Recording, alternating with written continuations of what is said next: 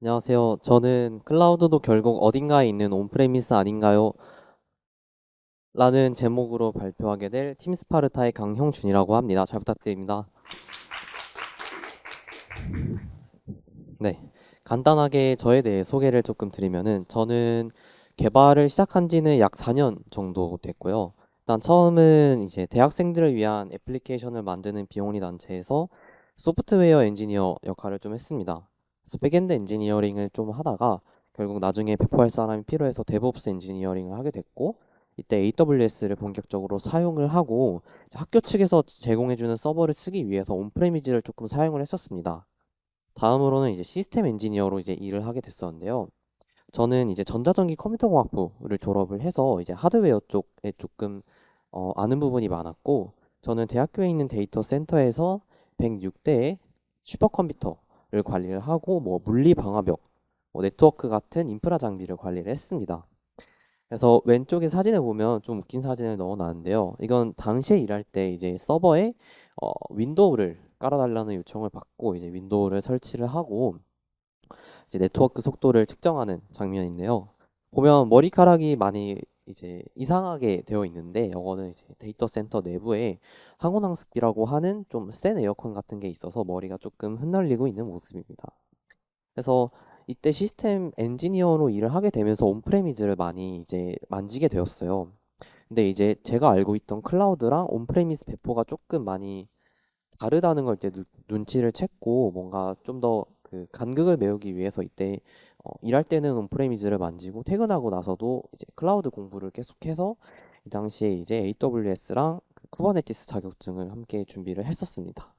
지금은 이제 팀스파르타에서 백엔드 엔지니어로 활동을 하고 있고, 가끔 뭐 프론트나 인프라 작업을 하고 있습니다.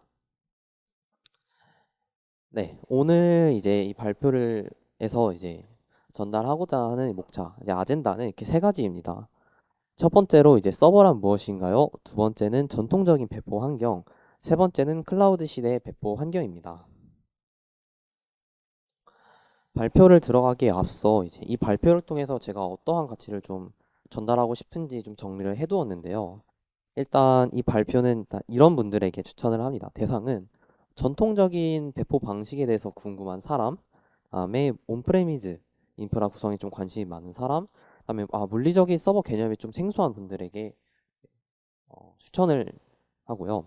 그래서 이 발표를 통해서 전달하고자 하는 목표는 온프레미즈와 클라우드를 섞어 쓰는 방법이나 클라우드에서 무언가를 만지면 온프레미스에서 무슨 일이 일어나는지 이러한 것들을 좀 전달을 하고 싶었습니다. 그리고 이제 이 발표를 준비하게 된 계기는 제가 이제 앞서 시스템 엔지니어로 살짝 일을 했을 때 그때 있었던 경험을 바탕으로 이제 클라우드나 온프레미즈에 대한 이야기를 이제 다른 분들과 할 때 어, 많이 이제 클라우드로 먼저 배포 이런 것들을 접하시고 나서 온프레미즈를 잘 몰랐던 분들이랑 이야기를 나눌 때 좀 많이 제가 일했던 경험이 도움이 됐던 적이 많아서 그래서 이 발표를 준비하게 되었습니다. 첫 번째는 서버란 무엇인가요입니다. 조금 식상한 내용인데요. 앞서 보이는 지금 두 컴퓨터는 서버일까요, 아닐까요?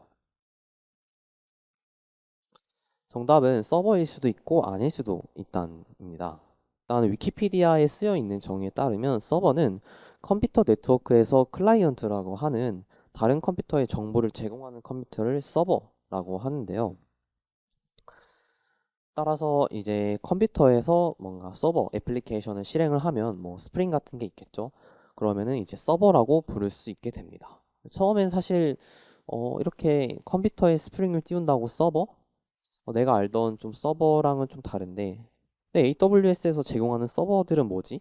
그리고 더 나아가서 이 세상에 있는 서버들은 어떻게 다들 동작하고 있는 거지? 네, 그런 궁금증이 생겼습니다. 그래서 이러한 궁금증을 해결하기 위해서 이 세상 서버들이 모여 있는 이제 데이터 센터라고 하는 곳을 한번 공부를 해볼 건데요. 자, 여러분, 데스크탑 컴퓨터 스펙을 맞춘다면 저희가 이제 어떤 것들을 고려를 해야 될까요? 먼저 보시는 그 이제 사진처럼 키보드, 모니터, 마우스 이런 것들 필요할 것 같고, 본체도 있죠. 본체에서는 이제 CPU, 메모리, 그다음에 SSD랑 HDD라고 부르는 디스크도 필요하게 됩니다. 그다음에 뭐 스피커 이런 것들이 있을 수 있겠고, 뭐 사용자에 따라서 기타 등등 더 추가해서 데스크탑을 맞출 수가 있겠죠. 그런데 이제 서버 스펙을 맞춘다고 생각을 해봅시다. 일단은 본체는 있어야겠죠? 본체 이제 CPU, 메모리, 디스크 이런 것들은 당연히 있어야 할 테고, 키보드와 모니터, 마우스는 필요할까요, 안 할까요? 뭐 있으면 좋긴 하지만 우리가 이제 서버를 띄웠다는 걸 사실 생각을 해보면은 뭐 키보드, 모니터, 마우스를 떼버려도 서버는 본체에서 잘 이제 돌아가고 있습니다. 그래서 결국 본체만 있으면 되는데요. 그래서 데이터 센터를 만약에 만들게 된다면 이제 이런 식으로 만듭니다. 그래서 본체들을 여러 개 모아서 수많은 서버들을 가지고 그다음에 KVM 카트라는 게 있어요. 이제 키보드, 마우스, 모니터 이런 것들을 이제 카트 형식으로 이렇게 떼서 끌고 다니다가 이제 확인이 필요한 서버에 직접 이제 HDMI 이런 것들을 연결해서 확인할 수 있도록 카트가 있고요. 다음으로 이제 항온항습기가 있습니다. 항온항습기는 이제 온도랑 습도 이런 것들을 맞춰주는 그런 좀 파워가 높은 에어컨 같은 거고요. 이 외에도 네트워크 장비들도 당연히 있어야 하고 UPS라고 하는 이제 전력을 조금 보충해주는 그런 것도 있습니다.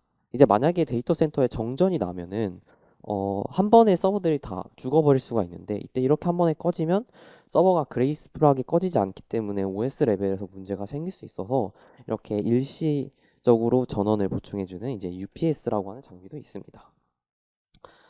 그래서 앞선 이제 본체 사진을 보여드리면서 막 수많은 서버들이 있다라고 말씀을 드렸었는데 실제로 데이터 센터 내부를 확인하게 되면 저런 식으로 완전 데이터 센터만을 위한 서버 같은 것들을 들여놓게 됩니다. 그리고 앞서 이제 KVM 카트라고 해서 어, 뭔가 모니터, 키보드, 마우스를 들고 다니면서 필요할 때 꽂아서 사용한다라고 말씀을 드렸었는데 보시는 바와 같이 이런 식으로 카트를 끌고 다니면서 작업을 합니다. 여기서는 그냥 랩탑으로 작업을 하는 것 같아요. 다음은 데이터 센터를 조금 디테일하게 한번 알아보려고 합니다. 첫 번째는 일단 네트워크에 대한 내용인데요. 온프레미즈 서버를 운영할 때 네트워크 작업도 굉장히 복잡해요.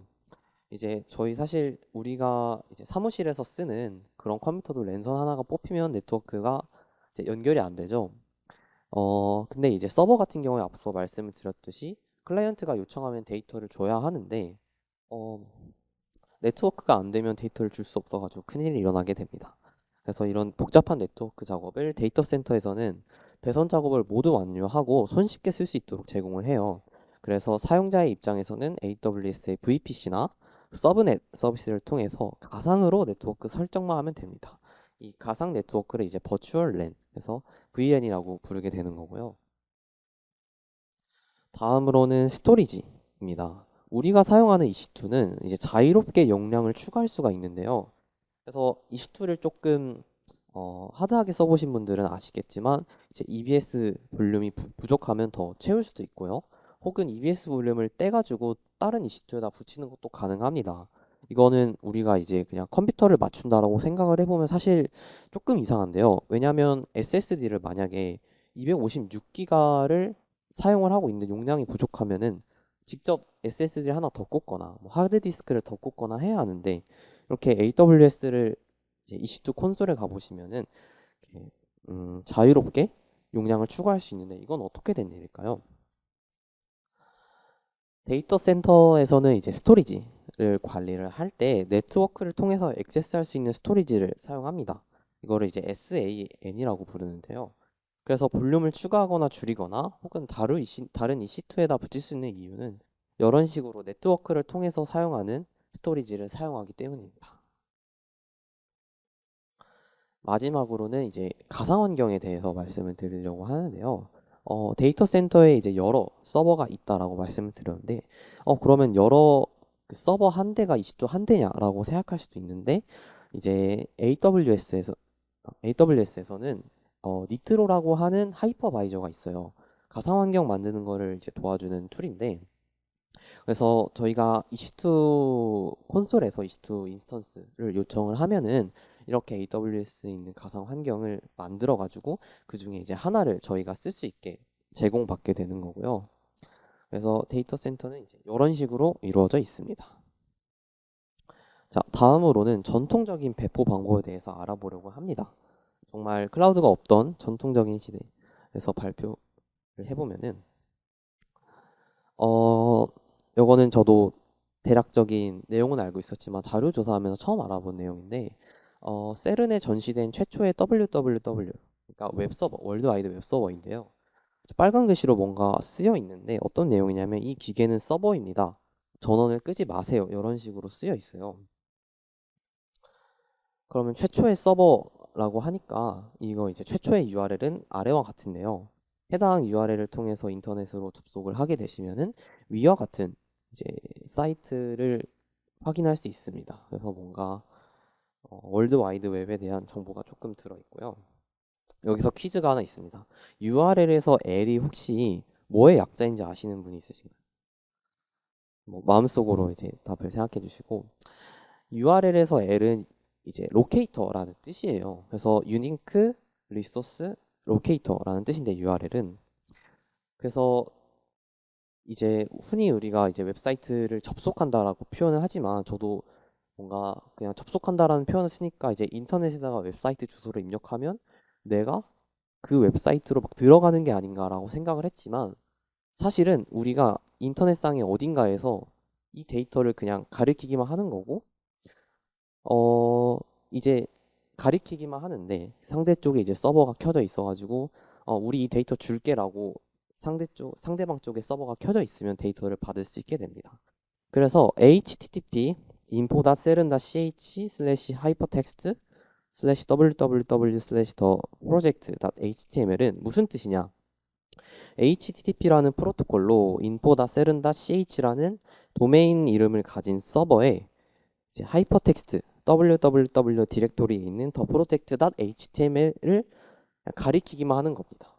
근데 이제 줄지 말지는 이제 서버 마음인데, 즉 웹 브라우저에 URL을 입력하는 것은 내가 그곳에 들어가는 게 아니라 인터넷상에서 그냥 그 리소스를 달라고 하는 것입니다. 그렇다면 이제 응답은 누가 주는 걸까요? 이제 HTTP 요청이라고 했고 앞서 말했듯이 서버는 클라이언트가 요청했을 때 응답을 주는 게 서버라고 했는데 그래서 HTTP 서버가 응답을 주게 됩니다. 그래서 웹의 발전이랑 HTTP 서버의 발전을 함께 보려고 하고 있어요. 현대에 와서 이제 웹은 HTML, CSS, 자바스크립트 이제 이렇게 세 개가 같이 묶여서 한 번에 이제 내려오고 하고 있고 다음에 HTTP 서버 같은 경우에는 이제 밑에 나온 것처럼 맨 처음에 셀은 HTTPD라고 하는 이제 애플리케이션이 생겼고 다음에는 아파치 HTTP 서버, 다음에 엔진엑스 이런 식으로 HTTP 서버가 생겼습니다. 그래서 HTTP 서버 같은 경우에는 누군가 HTTP 요청으로 인터넷에서 나를 찾으면은 정해진 형식대로 데이터를 이제 반환을 하게 되는데요. 흔히 이제 HTTP 서버 혹은 웹 서버라고 부르기도 합니다. 그래서 이번 발표에서는 편의상 웹 서버라고 부르거나 HTTP 서버라고 같이 부르도록 하겠습니다. 여기서 아마 많은 사람들이 조금 엔진엑스라고 하는 서비스를 많이 보셨을 거예요. 엔진엑스도 HTTP 서버의 일종이고 그래서 GitHub에서 엔진엑스의 컴피그의 코드 스니펫을 한번 가져와 봤어요. 그래서 이제 일부분을 조금 가져왔고 이 간단하게 코드 스니펫을 해석을 하자면은 80번을 리슨 한다고 나와 있는데 80번 포트로 들어오는 HTTP 요청을 리슨을 해가지고 그 다음에 로케이션 슬래시 하고 루트 HTML 그 다음에 index.html 뭐 이런 식으로 나와 있죠. 그래서 80번 포트로 들어오는 HTTP 요청을 리슨 해가지고 루트 디렉토리에 있는 HTML 폴더에 있는 파일들을 제공을 하고 기본 페이지로 index.html 또는 index.html 보여줘라 라고 이제 nginx config가 설정이 되어 있는 겁니다.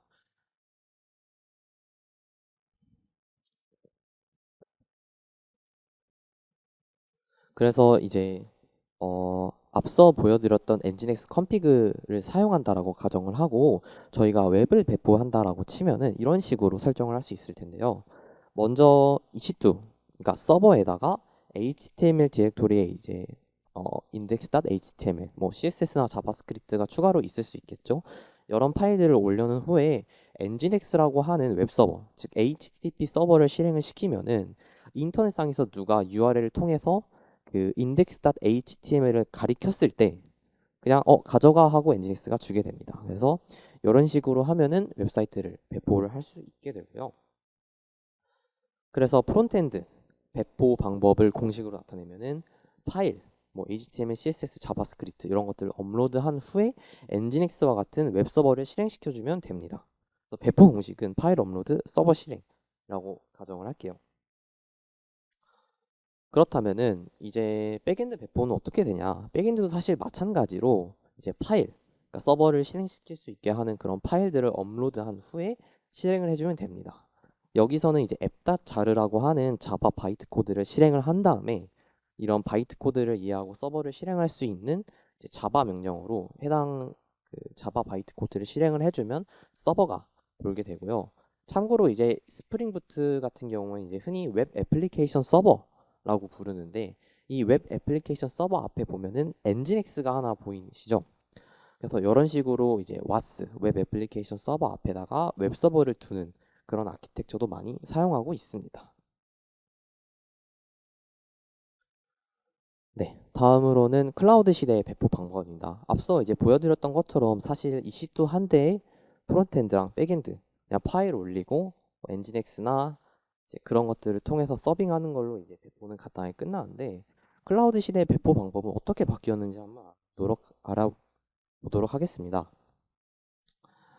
그래서 이제 EV를 제가 들고 왔는데 다들 이제 EV는 잘 아시죠? 저희 이제 회사 팀원분들 중에 EV를 좋아하는 팀원이 한 분 계세요. 그래서 핸드폰 케이스가 이제 EV 그림이 있고 일본어로 가능성은 무한대라고 적혀 있는데요.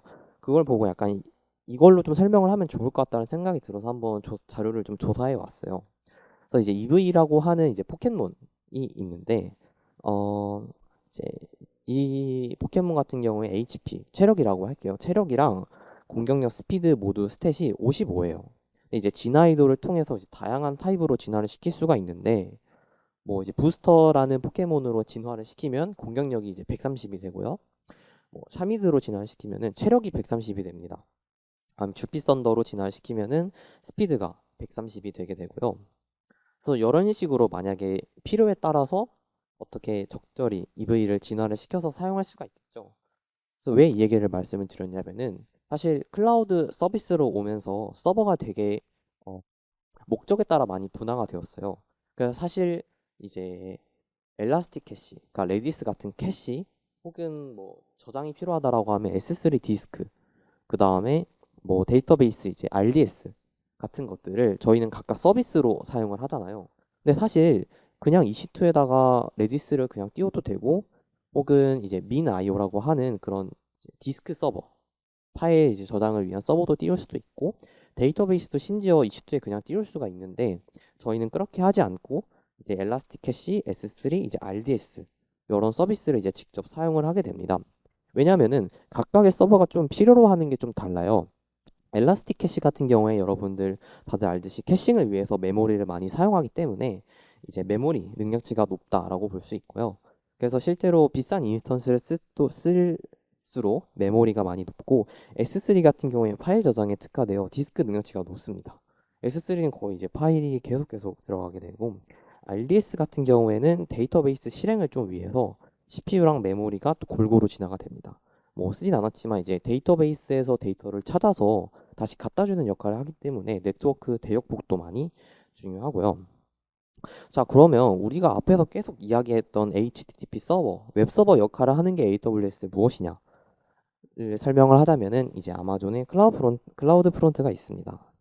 아마존 클라우드 프론트는 이제 HTML, CSS, 이제 JS, 뭐 이미지 파일과 같은 정적 및 동적 웹 컨텐츠를 사용자에게 더 빨리 배포하도록 지원하는 웹 서비스라고 합니다. 그래서 엣지 로케이션이라고 해서 이제 전 세계에서 이제 데이터 센터의 전 세계 네트워크를 통해서 이제 콘텐츠를 제공을 해요.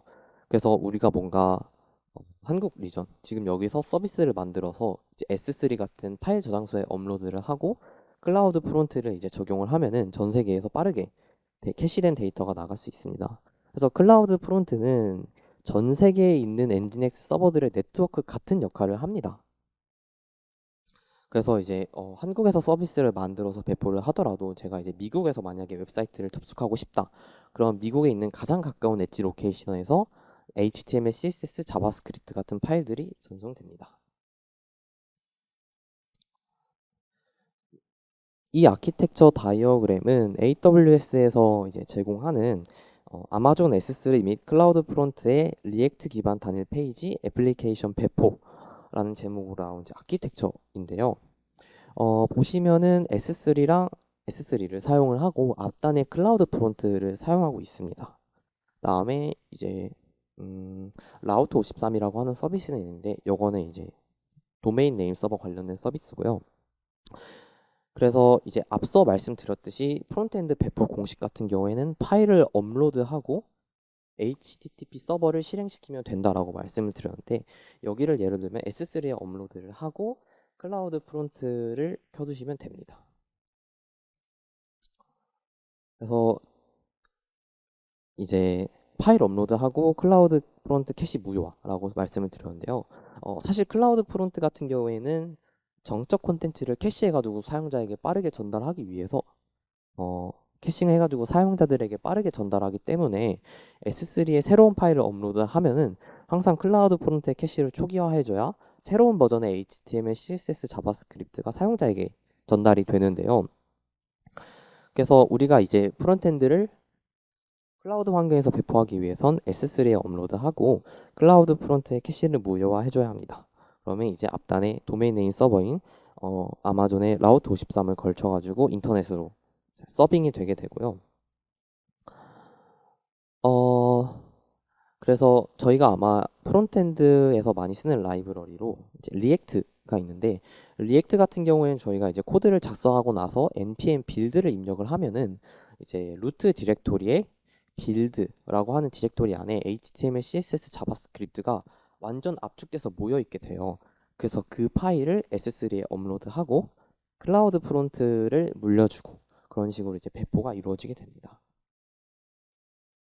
그래서 이런 복잡한 작업은 사실 매번 해줄 수가 없고 요즘 같은 경우에는 사실 GitHub에다가 코드를 푸시하는 것만으로 빠르게 배포가 이루어지게 되는데 그 원리는 이제 이러한 복잡하다기보다는 조금 귀찮은 방법들을 대신해주는 파이프라인이 존재합니다. 그래서 이러한 기능을 이제 CI/CD라고 부르는데 CI/CD는 Continuous Integration, CD는 Continuous Deployment. 그래서 이제 지속적으로 통합을 하고 배포를 할 수 있게 도와주는 그런 파이프라인이라고 부르고 대표적으로는 GitHub 액션즈, 그다음에 AWS 코드 디플로이, 젠킨스 이런 것들이 있습니다. 많이 들어보셨을 텐데 그래서 오른쪽에 있는 코드 스니펫은 이제 저희가 앞서 말씀드렸던 귀찮은 방법들을 대신 해주는 GitHub 액션즈의 코드 스니펫입니다. 그래서 위에서부터 한 스텝 한 스텝씩 확인을 해보면은 첫 번째로는 이제 의존성 설치를 맨 위에서 하고요. 그 다음에는 npm run 빌드를 통해서 리액트를 이제 빌드를 합니다. 그러면 이제 빌드 디렉토리 안에 압축된 HTML, CSS, 자바스크립트들이 생기게 되고요.